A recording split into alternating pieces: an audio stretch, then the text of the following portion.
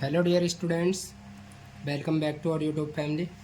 Student देखिए, हम Dinesh paper का सॉल्यूशन कर रहे थे और आज जो है हम शुरू करते हैं linear differential equation with constant coefficient, जो कि हमारा सेकेंडरी सेमेस्टर के लिए सबसे मोस्ट इम्पॉर्टेंट यूनिट है। तो देखिए, सबसे पहले हम क्वेश्चन देखते हैं हमें कौन से करने हैं। तो ये जो क्वेश्चन है हमारे यहाँ से स्टार्ट होते हैं 47 से। तो आज की वीडियो में मैं जो बताऊंगा आपको इन क्यूबिक इक्वेशन को सॉल्व कैसे करना है वो भी बताऊंगा। तो देखिए, ये तो ईजी है, आपको पता है जब लीनियर डिफरेंशियल इक्वेशन होती हैं कांस्टेंट कोएफिशिएंट, तो उनमें जो हमारा सॉल्यूशन होता है वो दो टाइप के सॉल्यूशन होते हैं, यानी सॉल्यूशन के दो पार्ट होते हैं। एक तो होता है हमारा कॉम्प्लीमेंट्री फंक्शन, जिसमें उतने ही कांस्टेंट होते हैं, आर्बिट्री कांस्टेंट, जितना कि डिफरेंशियल इक्वेशन का ऑर्डर होता है। एक होता है हमारा पार्टिकुलर इंटीग्रल। पार्टिकुलर इंटीग्रल में हमारा एक भी आर्बिट्री कांस्टेंट नहीं होता है और डिटेल में आप सभी जानते ही होंगे। तो आज क्वेश्चन कैसे सॉल्व करने हैं वो सीखते हैं। तो जैसे मैं लेता हूँ, ये पहला जो क्वेश्चन है ये तो ईजी है। मैं पहले लेता हूँ 48 क्वेश्चन को।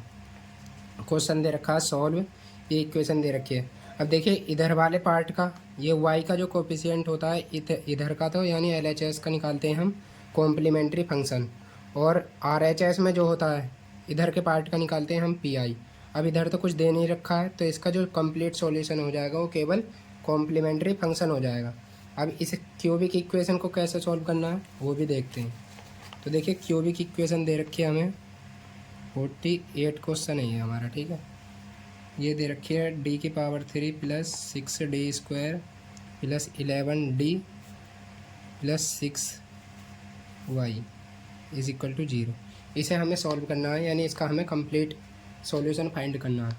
एक बार और बता देता हूँ मैं क्वेश्चन कैसे आएंगे। या तो आपसे केवल कॉम्प्लीमेंट्री फंक्शन पूछा जा सकता है, या फिर इधर कुछ लिखकर इसका केवल PI पूछा जा सकता है, क्योंकि एक नंबर के सवाल होंगे तो ज़्यादा लंबा सवाल नहीं आने का, ठीक है।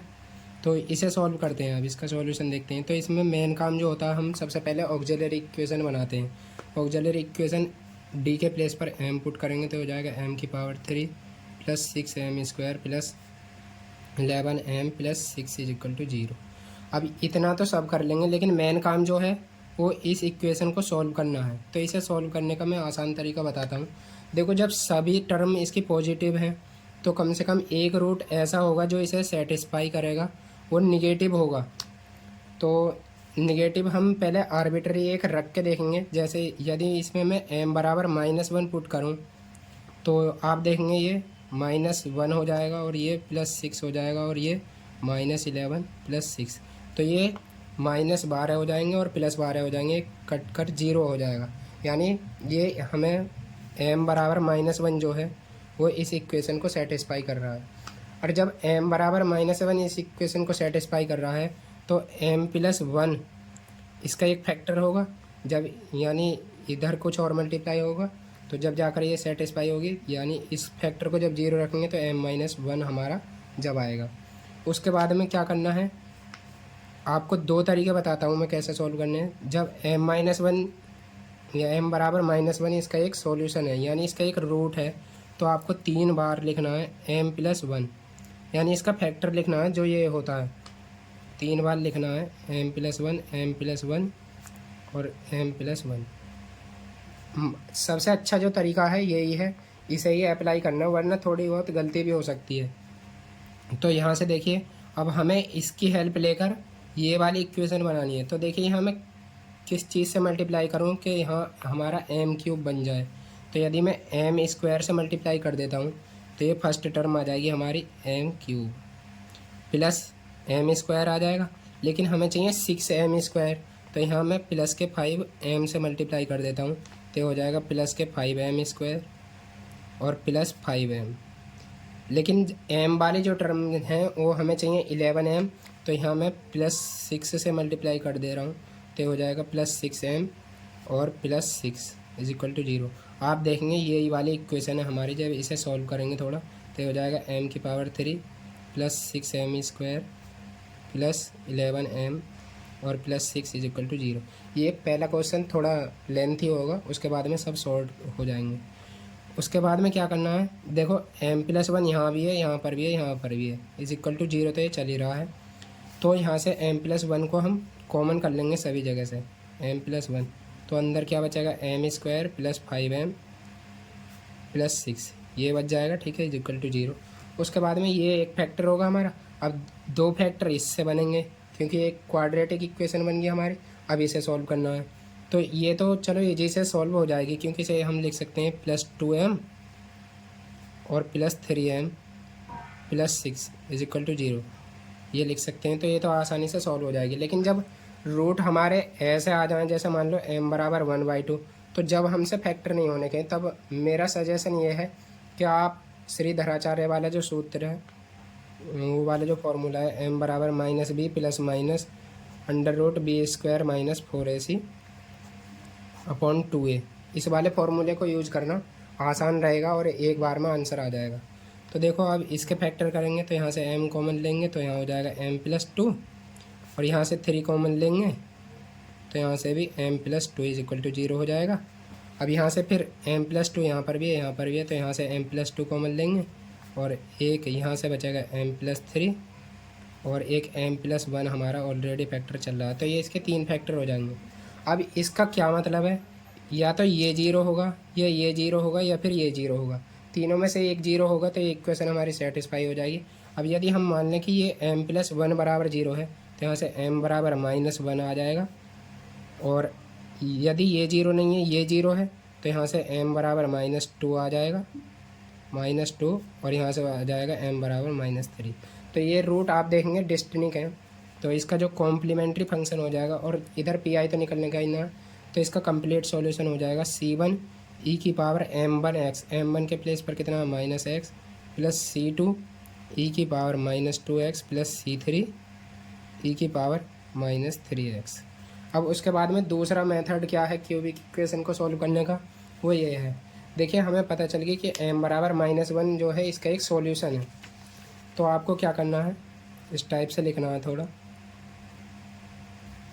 देखो जो इसके यहाँ पर कोएफिशिएंट हैं तो वो क्रम से लिखने हैं। देखो पहले m⁻³ के, फिर m² के। यदि यहाँ पर केवल 11m होता तो यहाँ पर 0 मानते हैं हम m² का कोएफिशिएंट, ठीक है। तो यहाँ से देखिए क्या लिखेंगे, कोएफिशिएंट लिखने हैं पहले 1, 6, 11 और 6। उसके बाद में हमारा -1 जो था वो ऐसे ही लिखना है, ठीक है, यहाँ से। अब ये जो फर्स्ट टर्म है इसे ऐसे ही उतार देना है, ये है, ठीक है। उसके बाद में इसकी मल्टीप्लाई करनी है यहाँ पर, तो जैसे -1 की 1 से करेंगे तो ये -1 हो जाएगा, ठीक है। अब इनको ऐड करके लिखना है, जैसे यहाँ पर हो जाएगा 5। अब इस -1 की इस 5 में मल्टीप्लाई करेंगे तो ये हो जाएगा हमारे यहाँ से -5, और यहाँ फिर से ऐड करेंगे तो ये हो जाएगा +6। अब इस -1 की 6 से करेंगे तो ये -6 हो जाएगा, और लास्ट में जो इसका जो यहाँ पर आना चाहिए रिमाइंडर, वो 0 ही आना चाहिए, ये तभी अप्लाई होगा, ठीक है। तो अब ये जो है ना हमारी एक क्वाड्रेटिक इक्वेशन बन गई। देखो कैसे, m² + 5m + 6 इक्वल टू 0, और ये वाली हमारी यहाँ पर इक्वेशन है। तो आप दोनों में से कोई सा भी मेथड अप्लाई कर सकते हैं। उसके बाद में अब मान लो हमें ये भी नहीं करना, तो आप देखेंगे इसे आप कैसे हैंडल करना है एग्ज़ाम में, वो देखते हैं। जैसे ये हमें, आपको पता है 3 ऑर्डर की डिफरेंशियल इक्वेशन है ना। अब यहाँ से इसमें 3 आर्बिट्री कांस्टेंट होने चाहिए, तो देखो इसमें 2 हैं, ये तो आंसर नहीं हो सकता। इसमें भी 2 हैं, ये भी नहीं हो सकता। और इसमें 3 हैं, लेकिन नन ऑफ दीज भी दे रखा है, तो इस वजह से हमें कंप्लीट सॉल्व करना होगा। अब मान लो हमसे रूट भी नहीं फाइंड हो रहे, तो आप यहाँ से ये m की वैल्यू है ना, -1 इसमें पुट करके देखेंगे, यदि इसे सेटिस्फाई करता है तो इसका रूट होगा। इसी प्रकार से -2 भी पुट करके देखेंगे, ये भी इसे सेटिस्फाई करेगा, और -3 भी पुट करके देखेंगे तो ये भी इसे सेटिस्फाई करेगा। तो इसका जो करेक्ट ऑप्शन है वो हमारा C हो जाएगा। उसके बाद में हम बस इसी क्वेश्चन में ज़्यादा टाइम लगा था, उसके बाद में अब नहीं लगेगा ज़्यादा। तो हम जैसे 49 क्वेश्चन को देखते हैं थोड़ा स्पीड में। 49, तो ये दे रखा है हमें d⁻³ -3d + 2y = 0। आपको एग्ज़ाम में d नहीं लिखना है, सीधा आपको ऑक्सिलरी इक्वेशन बनानी है माइनस। इसे मैं क्या लिख सकता हूँ, देखो 2 है ना, तो ऐसा इसे ब्रेक करना है कि 2 भी आ जाए इसमें, तो इसे मैं लिख सकता हूँ -m - 2m + 2 = 0। अब यहाँ से m कॉमन कर लेंगे तो यहाँ से हो जाएगा एम स्क्वायर माइनस वन, और यहाँ से 2 कॉमन कर लेंगे माइनस का, तो यहाँ से भी एम माइनस वन हो जाएगा इज इक्वल टू 0। अब देखो ये एम स्क्वायर माइनस वन का स्क्वायर लिख सकते हैं हम इसे, तो हम यहाँ से लिख सकते हैं एम और एम माइनस वन और एम प्लस वन, और ये minus two M minus one. देखो यहाँ हम केवल प्लस का 2 भी कॉमन कर सकते थे, लेकिन ये फैक्टर कॉमन आ जाए इस वजह से हम ये करते हैं, ठीक है। तो यहाँ से एम माइनस वन यहाँ पर भी है, यहाँ पर भी है, तो दोनों जगह से कॉमन ले लेंगे, तो हो जाएगा एम माइनस वन, और इसके अंदर मल्टीप्लाई कर देंगे ताकि ये एक द्विघात समीकरण बन जाए। तो ये हो जाएगा M square plus M minus two is equal to 0। अब क्या करना है, अब इसे सॉल्व करना है। तो देखो या तो एक काम है, इसमें आप वैल्यू पुट करके देख लो आर्बिट्री ही, जैसे एम के प्लेस पर 1 पुट करेंगे तो इसे सेटिस्फाई कर रहा है, तो एम बराबर 1 तो एक इसका रूट हो जाएगा।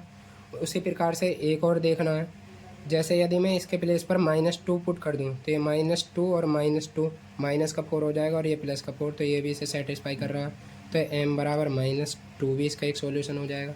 यानी इसके जो फैक्टर हो जाएंगे वो हो जाएंगे एम माइनस वन और एक ये भी एम माइनस वन, क्योंकि ये फैक्टर लिखने हैं। अब ये तो रूट आया था, तो इसे हम ऐसे भी से लिख सकते हैं ना, एम बराबर 1 को एम माइनस वन बराबर 0। देखिए वीडियो में थोड़ी लेंथी अवश्य हो रही होंगी, लेकिन एग्ज़ाम में कैसे हैंडल करना है मैं आपको वो बता रहा हूँ। उसके बाद में इसे लिख सकते हैं हम M plus two is equal to 0। Main काम हमारे एम की वैल्यू फाइंड करनी है, तो एम की वैल्यू क्या क्या आ जाएंगी, एक 1 आ जाएगी, दूसरी 1 आ जाएगी, और -2 आ जाएगी, ठीक है। अब आप देखेंगे ये जो 2 रूट हैं ये इक्वल हैं, तो इसका जो कॉम्प्लीमेंट्री फंक्शन है वो क्या हो जाएगा, y बराबर c1 प्लस c2x और e की पावर m1x यानी x हो जाएगा, प्लस c3 e की पावर -2x। अब पी तो इसका निकलने का ही ना है, क्योंकि RHS में 0 है, तो ये हमारा इसका कंप्लीट सॉल्यूशन हो जाएगा। और आप देखेंगे ये किस में दे रखा है, ये हमारा ए में दे रखा है, तो ये हमारा करेक्ट आंसर हो जाएगा। उसके बाद में नेक्स्ट पेज पर देखते हैं। देखिए ये क्वेश्चन भी अच्छा है, क्वेश्चन नंबर है 50। ये दे रखा है डी की पावर, देखो किसी भी फॉर्म में आ सकता है क्वेश्चन, तो ये ऐसे दे रखा है हमारा जो नॉर्मली फॉर्म होती है हमारी, यानी जो आम जो होती है बात, तो वही दे रखी है यहाँ पर। तो इसे हम ऐसे लिख सकते हैं, डायरेक्ट ऑक्सिलरी इक्वेशन बनाते हैं इसकी, तो हो जाएगी एम की पावर 3 -8 इज इक्वल टू 0। अब इसे मैं लिख सकता हूँ एम की पावर 3 -2 की पावर 3 इज इक्वल टू 0। अब देखो ये गलती मत कर देना भूल के भी कि एम की पावर 3 इज इक्वल टू 2 की पावर 3, तो एम बराबर 2। ऐसा क्यों नहीं करना है, क्योंकि ये जो हमारे 3 ऑर्डर के डिफरेंशियल इक्वेशन है, तो इसमें आर्बिट्री जो कांस्टेंट आने हैं वो 3 आने हैं, तो इसी वजह से हम यहाँ पर ए की पावर 3 माइनस बी की पावर 3 वाला फार्मूला खोलेंगे। क्या होता है ये थोड़ा लिख लेते हैं, ए की पावर 3 माइनस बी की पावर 3 -3ab और ब्रैकेट में a माइनस बी, या इसे हम और लिख सकते हैं ए की पावर 3 माइनस बी की पावर 3 -3a² b और प्लस 3ab², ये हो जाता है, ठीक है। तो इसे ही यहाँ पर लिखेंगे, तो यहाँ से हो जाएगा m-2, अरे ये a माइनस बी की होल घात 3 का फॉर्मूला लिख दिया मैंने। ये होता है हमारा a की पावर 3 माइनस बी की पावर 3 बराबर होता है a माइनस बी और ब्रैकेट में a² plus b² plus ab, ये होता है, ठीक है, इसका फॉर्मूला। ये मिस्टेक हो गई थी, ये नहीं है। तो यहाँ से हो जाएगा m-2 और ब्रैकेट में m² प्लस 2 का स्क्वायर यानी 4 प्लस ab, इनके दोनों की मल्टीप्लाई, तो ये हो जाएगा 2m इज इक्वल टू 0। अब इसे सॉल्व करेंगे तो देखो इसके फैक्टर तो आसानी से अब होने के नहीं है, तो डायरेक्ट आप श्रीधर आचार्य वाला सूत्र लगाएंगे, यहाँ पर फॉर्मूले लगाएंगे, तो m बराबर हो जाएगा -b, यानी m का coefficient -2 plus minus √b², b के प्लेस पर कितना है 2, तो 2 का square 4 minus 4 into ac, 4 into a, तो a के प्लेस पर हमारा 1 है, देखिए कितना हो जाएगा, यहाँ पर बीच में लाइट चली गई थी, तो -b प्लस माइनस √b² यानी 2 का square minus 4 into a into c के प्लेस पर कितना फिर से 4 है, तो ये हो जाएगा अपॉन 2 इंटू a के प्लेस पर हमारा 1 है, तो ये हो जाएगा -2 प्लस माइनस अंडर रूट, और ये कितना हो जाएगा माइनस का 12। तो इसे मैं लिख सकता हूँ 2√3 आयोटा, क्योंकि 3 चौक 12 होते हैं ना, तो ये 2 बाहर आ जाएगा अपॉन 2a। यानी इसे मैं लिख सकता हूँ माइनस, यहाँ से 2 कॉमन कर लेंगे तो अंदर बचेगा -1 प्लस माइनस √3 आयोटा अपॉन 2। 2 से 2 कैंसिल हो जाएगा। अब एक बार जब प्लस लेंगे तो इसके रूट क्या क्या आ जाएंगे, m-2, और एक हो जाएगा जब माइनस यहाँ पर प्लस का साइन लेंगे तो हो जाएगा m,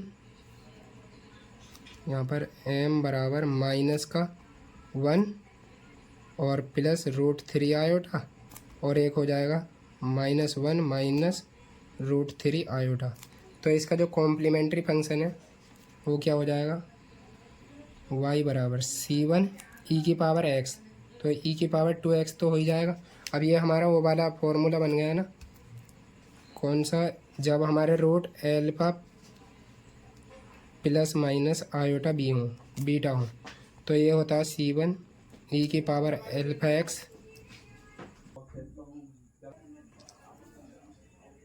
ब्रैकेट में cos beta x plus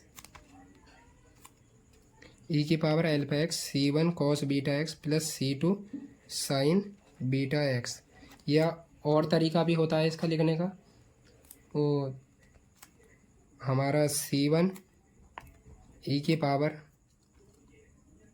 alpha x और cos beta X plus c2 होता है, या फिर कॉस के प्लेस पर साइन भी लिख सकते हैं। तो c1 ई की पावर 2x तो हमारा ऐसे ही रहेगा। तो यहाँ से कितना हो जाएगा, ई की पावर रियल पार्ट कितना हमारा -1, तो हो जाएगा -x ब्रैकेट के अंदर c1 कॉस बीटा के प्लेस पर कितना है √3 x plus c2 sign √3 x, ये हो जाएगा। या फिर ऑप्शन में ये ना दिया हो तो ये हो सकता है c1 ई की पावर 2x प्लस ई की पावर -x और कॉस, यहाँ पर c1 पहले ही लगा लेंगे, बीटा x यानी √3x प्लस c2। अब यदि यहाँ पर हम c1 c2 यहाँ पर ले लें तो यहाँ पर c3 आएगा, ठीक है, c3। तो इस प्रकार से हमारा ये आंसर हो जाएगा। इसके प्लेस पर एक और लिख सकते हैं हम कॉस के प्लेस पर साइन वाला, ठीक है। उसके बाद में हम नेक्स्ट क्वेश्चन देखते हैं। तो इसमें जो आंसर है वो हमारा डी हो जाएगा, ठीक है। आप मैच भी कर सकते हैं। ये देखिए c1 ई की power -x c1 cos √3x, उसके बाद में हमारा 51 क्वेश्चन और सॉल्व करते हैं, क्योंकि ये थोड़ा अजीब है। तो पहले तो ये क्लियर है कि linear differential equation with constant coefficient है, तो इसका CF फाइंड करना पड़ेगा हमें। तो ऑक्सिलरी इक्वेशन बनाता हूँ डायरेक्ट, m² + 1 = 0। तो m बराबर आ जाएगा हमारा प्लस माइनस आयोटा। अब यदि ये आएगा हमारा तो इसका जो कॉम्प्लीमेंट्री फंक्शन हो जाएगा y बराबर e की पावर 0x का मतलब 1, और ये हो जाएगा कॉस बीटा x, बीटा तो हमारा 1 है, तो ये हो जाएगा x plus c2 sign x, ये हो जाएगा। उसके बाद में हमें कंडीशन दे रखी है y बराबर 2 4 x = 0, यानी जब x बराबर 0 है तब हमारा y बराबर 2 है। एट x = 0 हमें क्या दे रखा है, y बराबर 2। तो इसमें पुट करते हैं y के प्लेस पर 2 = अब देखिए जब cos 0 की वैल्यू 1 होती है और sin 0 की वैल्यू 0 होती है, तो यहाँ से c1 cos 0 की वैल्यू 1, तो c1 की वैल्यू जो हमारी वो 2 आ जाएगी। अब c1 की वैल्यू निकल गई हमारे यहाँ से। उसके बाद में एक दूसरी और कंडीशन दे रखी है, जब x बराबर π/2 है तो हमारा y बराबर जो है वो -2 है। तो इस वाली इक्वेशन में y बराबर -2 पुट करेंगे, तो देखिए cos π/2 की वैल्यू 0, तो c2 की वैल्यू जो हमारी -2 आ जाएगी। जब c1 c2 की वैल्यू आएगी तो इसमें अब हम पुट करेंगे, तो यहाँ से y बराबर क्या हो जाएगा 2 cos x प्लस के प्लेस पर आ जाएगा -2 साइन एक्स। अब देखो ये हमें किसी भी ऑप्शन में नहीं दे रखा है, तो हम क्या करेंगे, थोड़ा सा इसमें करेक्शन करेंगे। कैसे, इसे मैं लिख सकता हूँ 2 और √2 से मल्टीप्लाई करता हूँ और √2 से डिवाइड कर देता हूँ, अंदर हो जाएगा कोस, या इस √2 की ना अंदर मल्टीप्लाई कर देता हूँ 1/√2 माइनस ये 2 तो हमने कॉमन कर लिया, ठीक है, ये यहाँ से हो जाएगा साइन एक्स इंटू 1/√2, ठीक है। अब यहाँ से हम देखो क्या करते हैं, 2√2, अब इसे मैं लिख सकता हूँ cos x इंटू साइन π/4, क्योंकि साइन π/4 की वैल्यू कितनी होती है 1/√2 माइनस साइन एक्स, ऐसी इसे लिख सकते हैं हम cos π/4, ठीक है।